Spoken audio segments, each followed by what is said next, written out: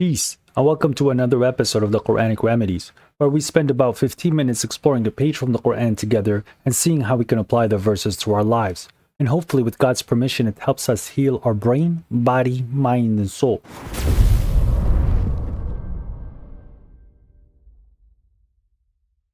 So today we'll be reading from chapter 3, the Family of Imran, from verses 149 to 153.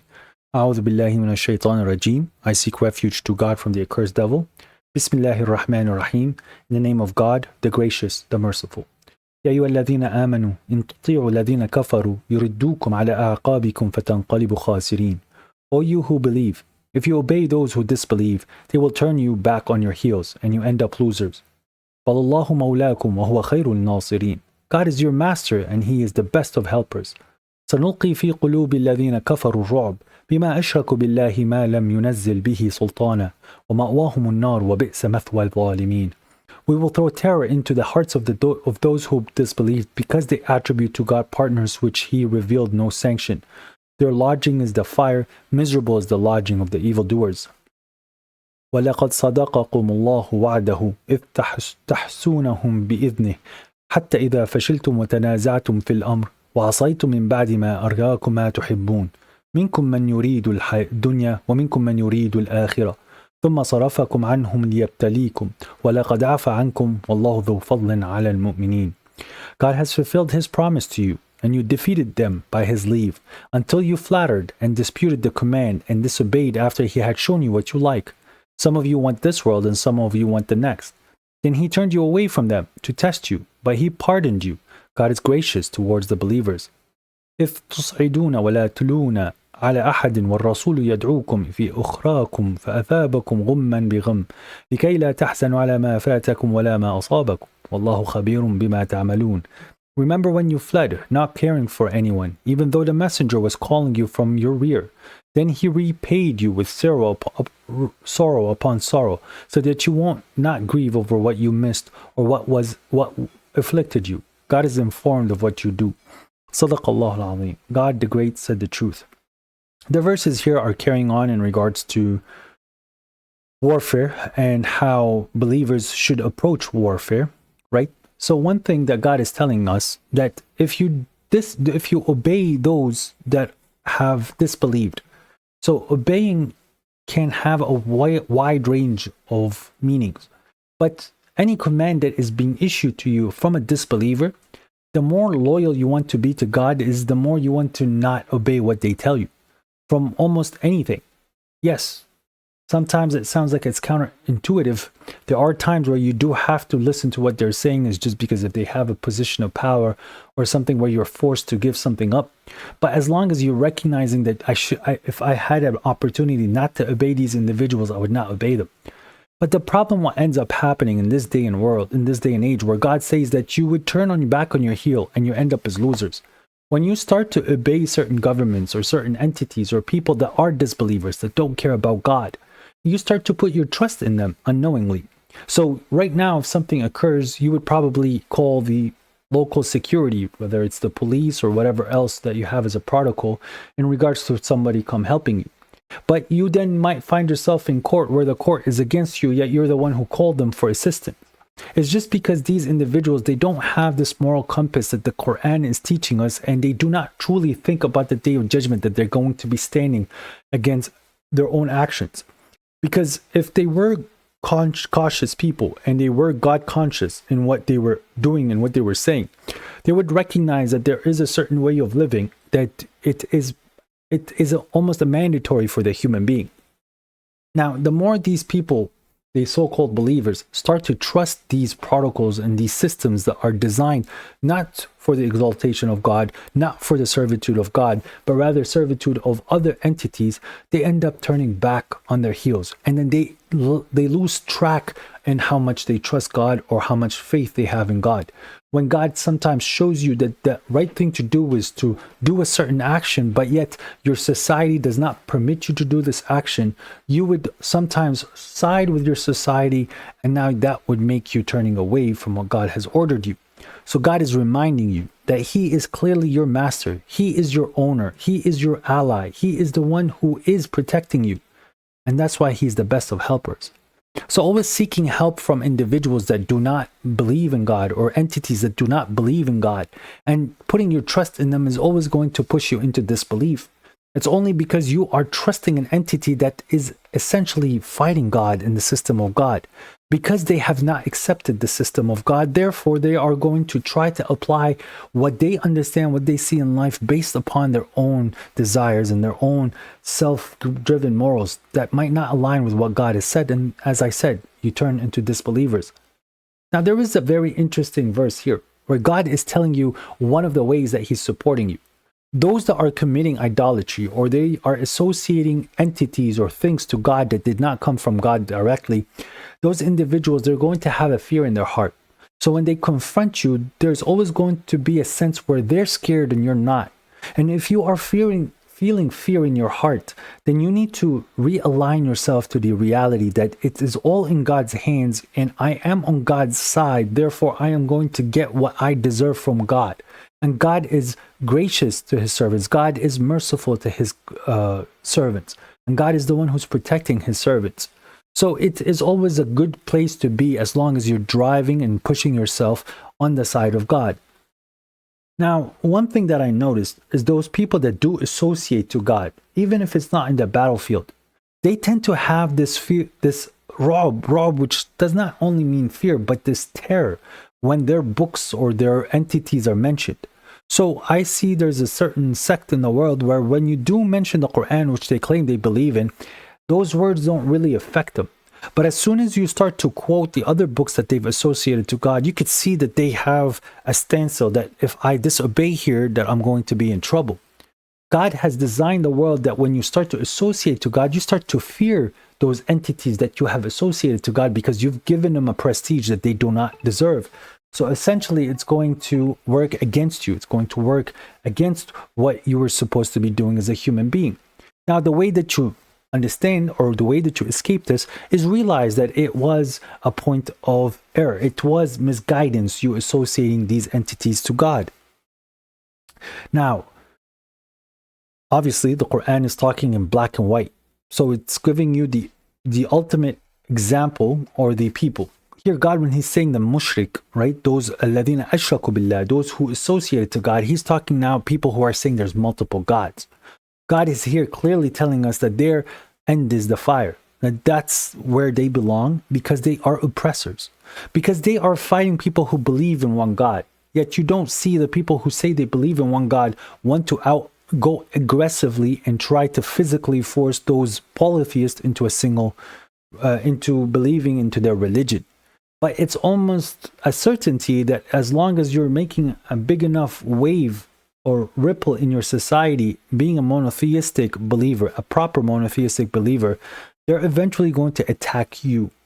And God's telling us that he has given us a promise, and you will see that promise being fulfilled, whether on you yourself or those that are striving in the way of God. God has shown us in this example here that they were capable of overcoming the disbelievers, right?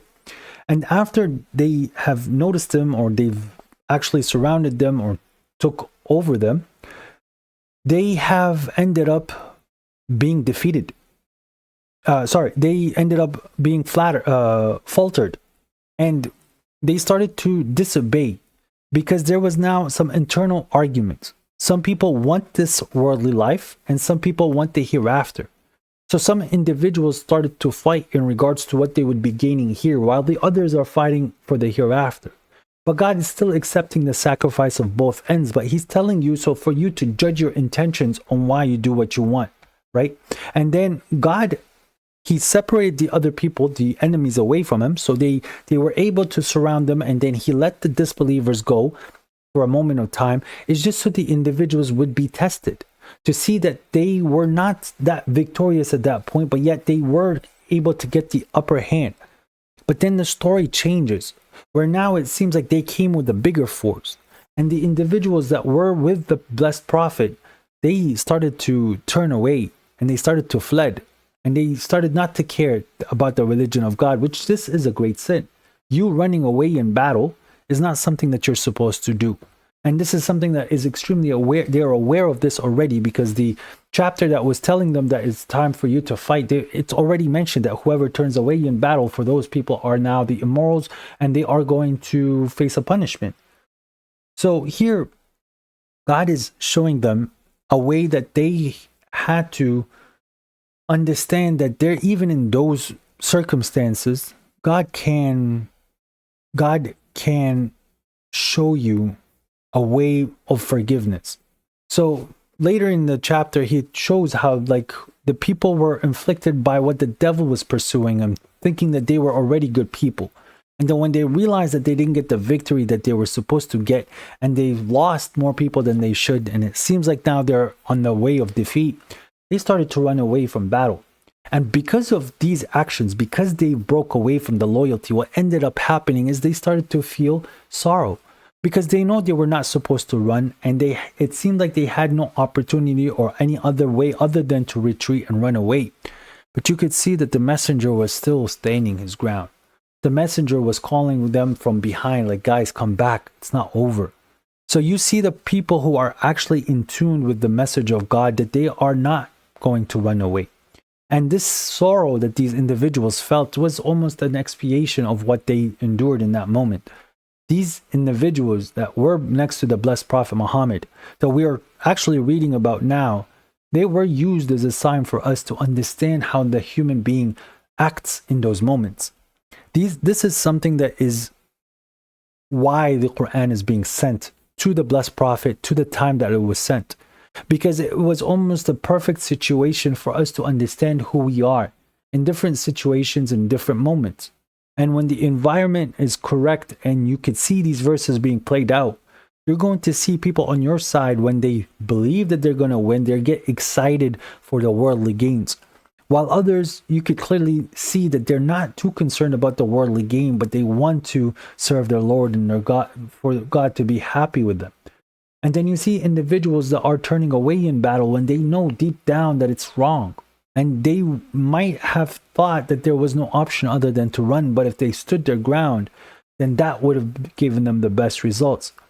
Because the whole concept is, when you understand these verses that God is teaching us with, the more you are loyal to the verses, the more you are loyal to your Lord, the more you see ways to fulfill it on an individual level, the more you're going to see favor with your God, because you are trying to see how truthful these statements that you've been given. Obviously, we're not going to be put in situations with these verses where we are in the middle of a battle where we get to turn away and run and have the same style of fighting. It's because fighting has evolved and it's quite different.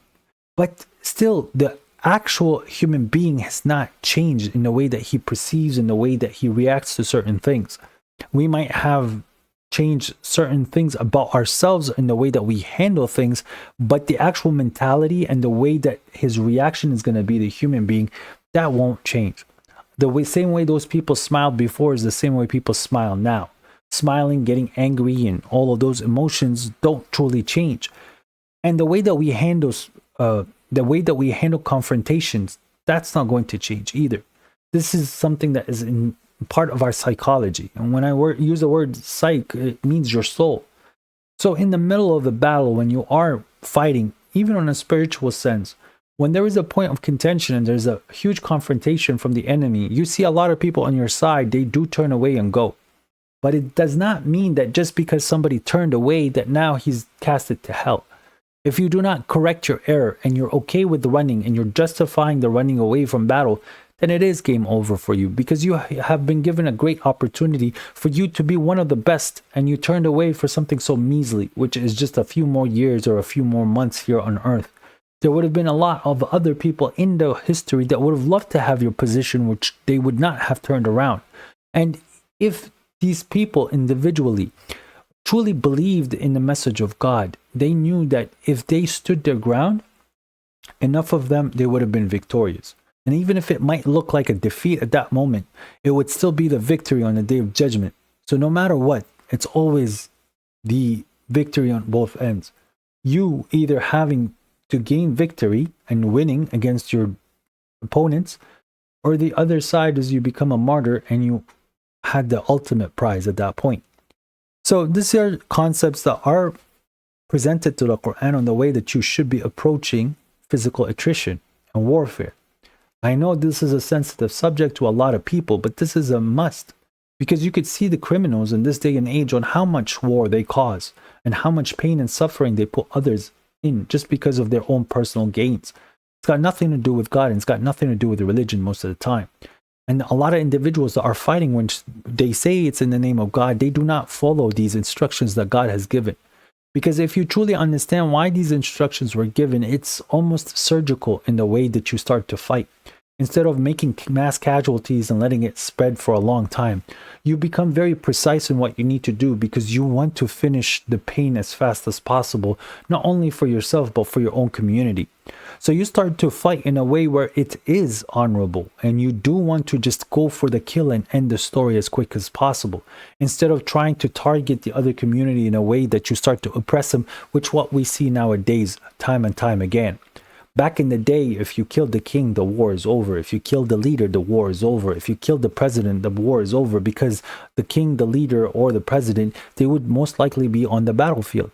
There would be access to them where someone would be able to take them out. Now, in this day and age, because they do not understand that this is a serious crime, causing wars for no reason, they don't have any protocols, or they do not have any standard on how the world ends. Because these leaders are sitting in bunkers miles away from the war, hundreds of miles away from the war, and there's nobody that's going to remove them. And in a lot of sense, even if you remove that leader, or if you remove the king, another one comes, sits in his spot, and they still carry on. Now, in a normal fight, man to man, if I remove you, or I kill you, or I knock you out, usually that's when the fight is over. But in our day and age, they don't even understand that. And with that said, I truly hope you guys are enjoying these. All praise to our Lord, Lord of the worlds, and peace be upon you.